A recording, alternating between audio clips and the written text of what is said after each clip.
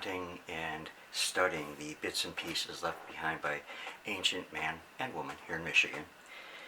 2023 has definitely been a banner year for me.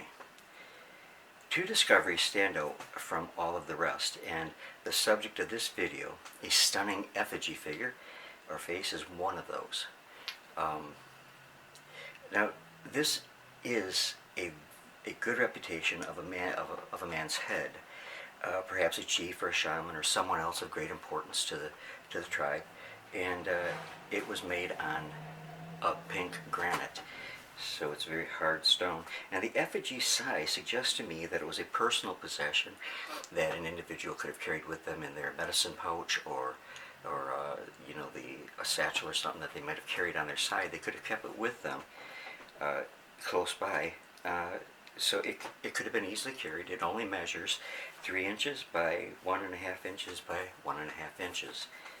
Now the effigy, as you can see, is somewhat oval shaped with a very pronounced nose that was formed by removing material from both this side and this side by the arc pecking method, and they took it down because this kind of a formation does not occur naturally, that ridge like that.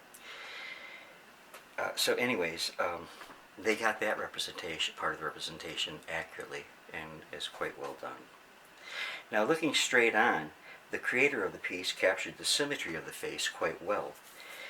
Turning it to the right is quite revealing. We see the nose that tapers, that comes down here, tucks in, the upper lip, and the small lower lip and chin. Yes. And the left side of this view, from the right, appears to be the hair along here, the hair of the individual, and shows the curvature of the back of the individual's head. So they got a lot of details correct.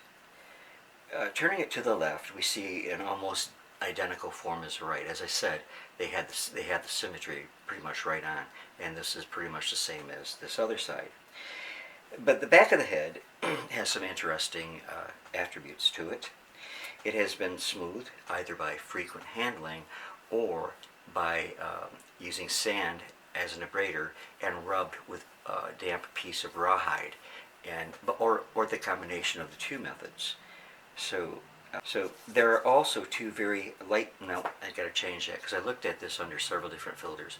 There are 3 to 4 very lightly engraved straight lines in the back here in what would be the hair. Now I have no idea of their importance, maybe just signified here, but they are definitely not plow marks. Plow marks are a lot more intrusive than these light scratches or engravings in the back of this piece. Now this could have also been an atlatl weight. Now an atlatl, also known as a spear thrower, is a device used to enhance the speed of a thrown spear. The atlatl effectively lengthens the thrower's arm, allowing the spear to be projected with much greater force than a spear can be thrown simply by hand. Okay, so this could have been an atlatl weight, though it is slightly heavier than other atlatl weights which have been found at various places in the country.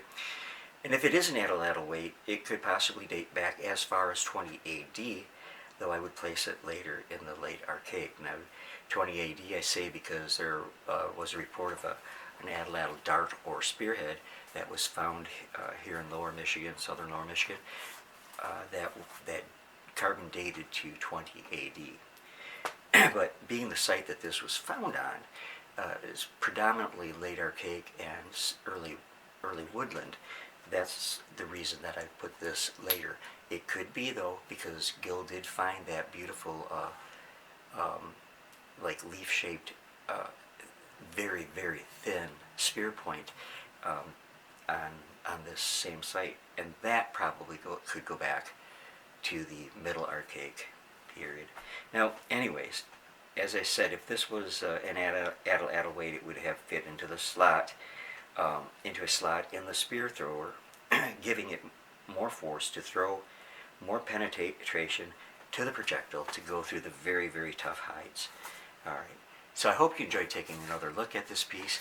I certainly am very pleased to have it in my collection, and So yeah, thank you.